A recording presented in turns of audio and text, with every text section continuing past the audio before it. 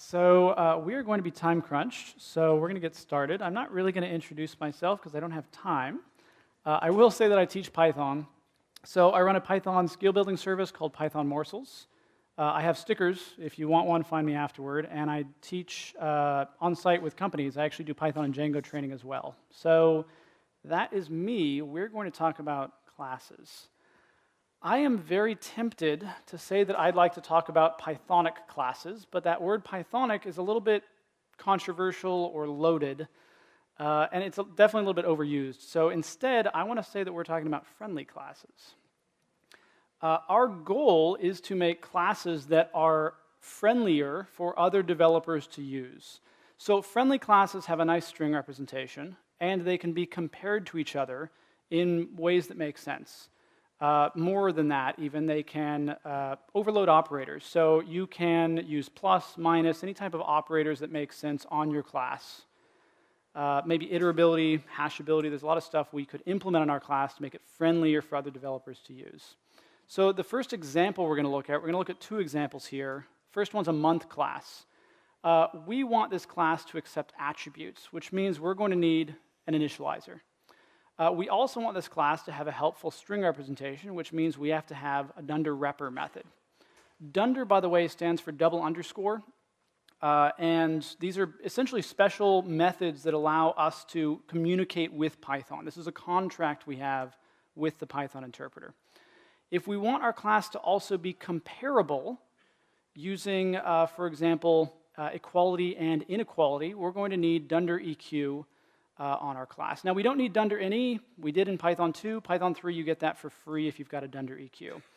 If we want to go even further, though, and not just have comparable classes, but classes that are sortable or orderable, we're going to need to implement less than, which means we need a Dunder LT method. We also need greater than, though. That's Dunder GT. And there's more than just less than and greater than. There's less than and equal to. That's Dunder LE. And greater than or equal to is Dunder GE. So after all of this, our class is going to be pretty big, and it's going to have a lot of code duplication. So all of these comparison methods, all these Dunder methods here, are pretty much the same method. The only real difference between these methods is the operator that they all use. So there is a helper in the Python standard library that will make this class a little bit shorter, make it a little bit easier for us to create this class. It's called total ordering. It lives in the functools module. It allows us to make Dunder EQ and Dunder LT, and it figures out the other ones from these. It kind of extrapolates from those to figure out how to make those others for us. So this is much shorter than the class that we just had, but there's still essentially a lot of boilerplate code. In fact, I would argue this entire class is just boilerplate code. We don't really need to implement all this ourselves. We could just copy-paste it from somewhere on the internet. So we're going to take a look at how to make this class a little bit better. Before we do that, I want to look at our second code example. So we made a month class here. I also want to make a point class. So our point's going to be a little bit different from month. We want a three-dimensional point that will also have an initializer because we want to accept 3 arguments for our 3 dimensions there. It will also be comparable. So it also has a nice string representation, and it's comparable. So all 3 of those we had in our month, but we don't want it to be orderable necessarily. So we don't want our point to be orderable. We do, though, want to be able to do this. So this is tuple unpacking or multiple assignment. We want to be able to unpack our point object into x, y, and z variables. To do this, we need to make our class iterable. To make our class iterable, we need a Dunder iter method. So we can actually make our own classes work kind of like this, kind of like tuples do in Python. If we wanted to, we could also make our class immutable. What immutable means is that if we try to assign to an attribute on our class, say p.x equals 4, we get an error. So we're setting our class in stone once we've created it. We can't actually change those attributes once we've made our class. For this one's a little weird. We need a Dunder set attr, which you pretty much never see. And once we've made a Dunder set attr, we might decide, sort of like if you give a mouse a cookie, we need our class to also be hashable. So we want our class to work as in dictionary keys. We want it to work in sets. For that, though, we need a Dunder hash method. So if we want a well-behaved point class, something that works as you would expect it to, if we were making a dream class ourselves, this might be what it would look like. Now, the code for this isn't actually that long, at least for each method. It's only a couple lines of code. This is still entirely boilerplate code, though. So some of this might be new to you, especially if you're new to Python. For example, that yield there, that's a generator. You can look up generators and iterators, Google that on your own later. Dunder set attr is kind of weird. Hash is kind of weird. A lot of these concepts are a little bit odd. This is basically copy-paste code time here. We can take this from the internet, copy-paste it, and we've made a class ourselves that does what we want, which means this is all boilerplate code. This is code that someone else could have created for us. So there is, fortunately, a way to do this. Again, using a tool in the standard library, it can, that can implement a lot of this for us. It is called NamedTuple, and it's built into Python 3. So NamedTuple lives in the typing module. To create a NamedTuple class, you inherit from NamedTuple, and then you use type hints to define the attributes that you want on your class. What this does for us is it actually makes a class that has an initializer automatically, and it has a friendly string representation, which is what we're looking for. And this class, as a bonus, which is what we're looking for, is comparable, and in fact, it's even immutable, meaning if we try to assign to an attribute on our class, we'll get an error. By the way, if you're a little bit confused right now, you're going, what is this capital N, capital T NamedTuple? I've seen the lowercase version. That existed in Python 2. That's in the collections module. It still exists in Python 3. It's a little bit more awkward, though. If you're in Python 3 land, this is what you should use. So out of the box, NamedTuple pretty much gives us what we're looking for in our point class, at least. But I don't think you should use NamedTuple to implement this point. This looks cool, but it's not actually what we want. The reason for that are there are some quirks. There are some downsides to NamedTuple. So NamedTuples inherit from tuples, meaning they inherit all of the functionality that tuples have within them. So they can be ordered, which is a little bit weird for our point. We don't actually want our points to be orderable. We want them to be comparable. Less than on 2 points doesn't make so much sense, though, maybe. They can also be added to each other, which is actually kind of nifty. It seems like that would be a helpful feature of our points. But when we add 2 points together, we don't really get the thing we were looking for. We get a tuple that, well, we get 2 tuples added together because NamedTuples are, in fact, tuples. When you add 2 tuples together, this is what happens. The same thing happens with multiplication. You can multiply tuples by numbers. You just get a tuple back. So NamedTuples are great, but they're not always the thing you're looking for. They also have a length. Maybe that makes sense for a point. It's sort of weird that it has a length of 3, though. NamedTuples are wonderful, but they're not always the thing that you should use. When you're using them, you want to be careful. You want to be careful to make sure the thing you're looking for is actually a tuple.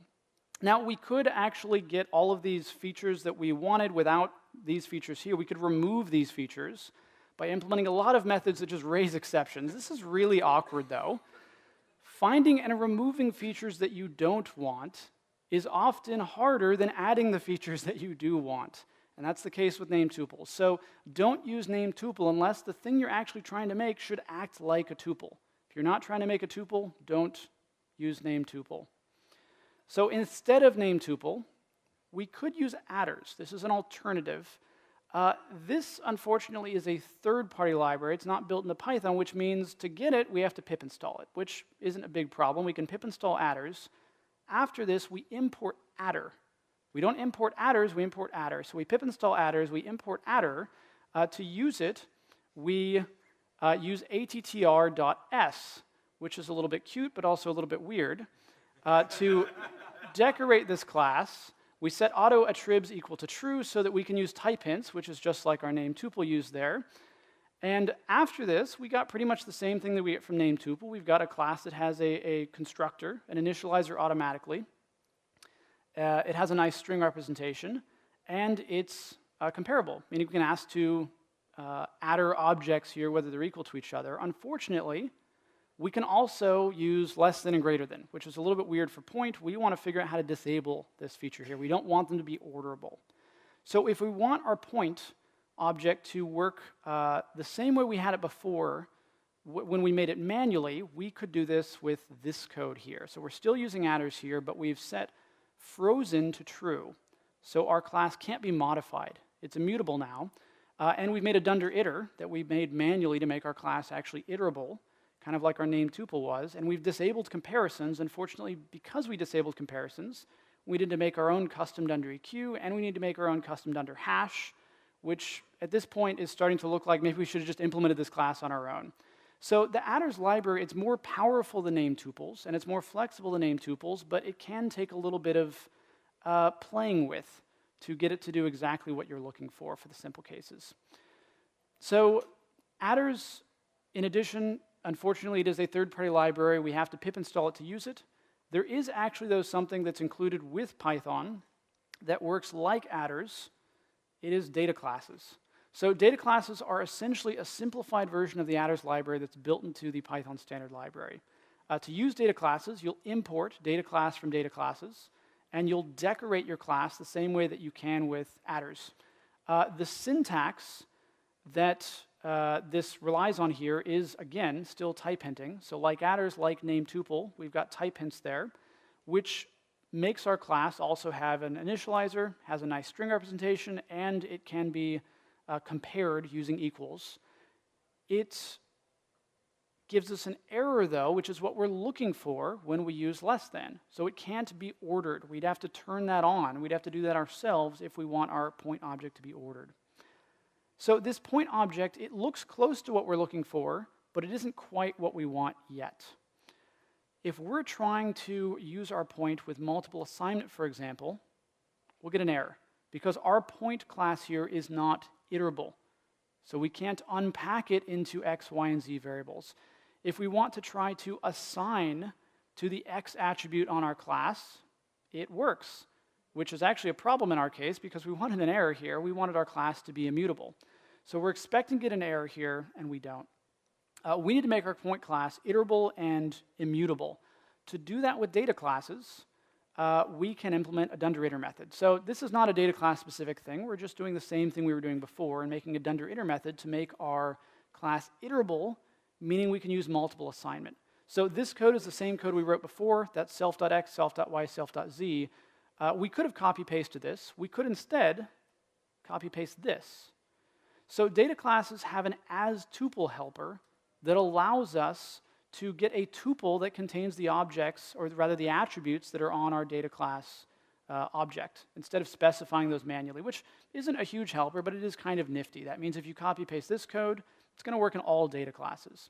So our point class now is iterable, meaning that we can use multiple assignment, which is great. This is just what we're looking for. It isn't yet immutable, meaning we can assign to attributes and we don't get an error still. So to make it immutable, we can set frozen to true. So this is very similar to attrs. So when we decorate our class with frozen as true there, we now can't assign to attributes in our class. This is exactly what we're looking for. So our class is now iterable, it's immutable, it's comparable, it has a nice string representation.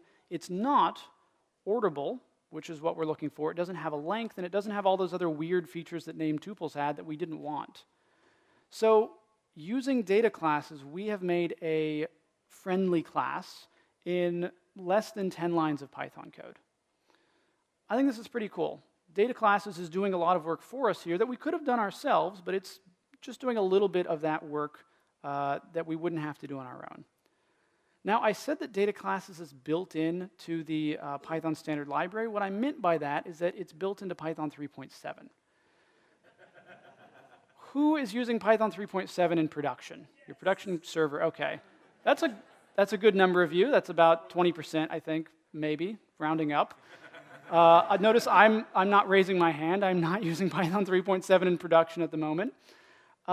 This, fortunately, is also available as a third-party library, so you can actually pip install data classes to prepare yourself for that day that you upgrade to Python 3.7. In Python 3, you can. In Python 2, you cannot pip install data classes. If you need to support Python 2, I would recommend using attrs. It supports Python 2 and Python 3, even though it's a little bit more awkward for some cases. And if you do need more features than data classes provide, attrs is a little bit more feature-rich in some ways.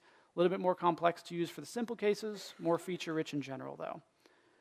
And data classes, by the way, was partially inspired by attrs. That's kind of the timeline that happened here. So the thing that I want to talk about next, I don't mean to be an infomercial for data classes, but it's probably an infomercial for data classes. So without any other customization, data classes give us a good string representation. They allow our objects to be compared to each other. We get an initializer. And that's pretty much what we get out of the box. If we want to turn on other features, we can do so. So for example, we just saw that we can use frozen equals true to make our data classes immutable. That also, by the way, makes our data classes hashable. So if you wanted to use them as keys in dictionaries or in sets, that's a nice side effect. And it makes our data classes iterable. I mean, we can, if we wanted to use something besides, sorry, not iterable. Iterable is this one. This would make our data classes iterable here so that we could use it in multiple assignment, but we can also, as you see there with a tuple, actually make these iterable in any other way. We could use a list constructor, for example. So something I haven't shown you here, we were talking about that month class earlier. I kind of dropped that example. I want to go back to that for a moment because that required orderability. So we can actually set order to true when we're decorating our data class to get lexicographical ordering, which sounds like a really fancy word, but all it really means is the way that tuples, lists, and all the other orderable structures in Python by default are ordered. So they go the first thing first and then everything after that. So if we want orderability on our class, that's something we can turn on with data classes as well. One more thing I'd like to discuss that is not at all data class specific, kind of like the fact that Dunder iter is not actually data class specific, is Dunder methods. Dunder methods in general. Almost everything we've been doing in this talk is actually just Dunder methods, regardless of whether I've been writing Dunder methods. So one of the secrets, really the main secret, I think, to making a friendly class in Python is embracing Dunder methods. This is a class here that implements Dunder iter, Dunder add, and Dunder sub. Dunder add and Dunder sub, what they give us are addition and subtraction. The thing that Dunder iter method gives us is, well, really nothing in our case outside of the class, maybe, depending on how we use it, but it makes that Dunder add and the Dunder sub, the implementation, a little bit easier. So sometimes you will hear people call Dunder methods magic methods. The reason I don't usually use this term is because magic methods are not magical. They're not magical and they're not scary. So I want you to feel comfortable embracing Dunder methods in Python. Dunder methods can make friendlier classes. All right, so before we wrap up, I think we're actually doing okay on time, which is surprising to me. I would like you to consider whether you even need classes. So this is a class that represents a matrix. This class accepts a string that represents a matrix. So it's got new line characters and spaces, and that represents a matrix here, rows and columns in a matrix. When we construct this thing, the object we get back, that matrix object, has a rows attribute that gives us the rows in our matrix, and a columns attribute that gives us the columns in our matrix, the transpose of this matrix. This class does not need to exist. I say that because you could take this class and replace it with two functions. You could make a matrix from string function, and you could make a transpose function. So that matrix from string function, when we call it just the same way we constructed our matrix object before. The thing it gives us back, though, is the same thing as our rows attribute gave us back on that matrix object. The transpose function transposes our matrix, which gives us the columns back. So we've just taken what was a class and turned it into two functions. You do not always need classes. Friendly classes are great, but sometimes the friendliest classes just don't exist at all. Friendly functions are also a nice thing in Python. So when making classes, I'd like you to first consider whether you even need a class at all, because often you don't. There's a whole talk on this subject called Stop Writing Classes. It's a bit of an old talk. It is Python 2, but it's entirely applicable, rather, to Python 3. If you do decide, after watching that talk, that you need a class, I'd like you to make a friendly class.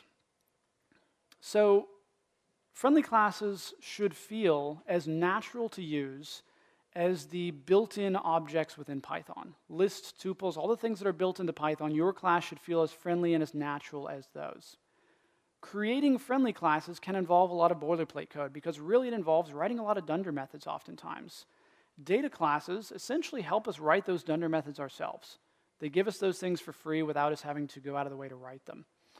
Unfortunately, data classes are only in Python 3.7. You can pip install them. If you're stuck on Python 2 right now, you can use attrs instead. Or if you need more features than data classes actually provide, you can use attrs. I'm actually doing really great on time, so we might even have time for questions here. I would love to help you improve your Python skills. That's the thing that I do for a living. Feel free to find me in the hallway afterward if you'd like to chat about improving your Python skills or your team's Python skills, or always feel free to send me an email. If folks have questions, I'd actually prefer to do them in the hallway afterward, just so we can kind of huddle around and chat about everything we've just seen here. By the way, the slides that I have, there's a whole bunch of extra things in the slides. You can look into those on your own. I'll tweet them afterward. Thank you.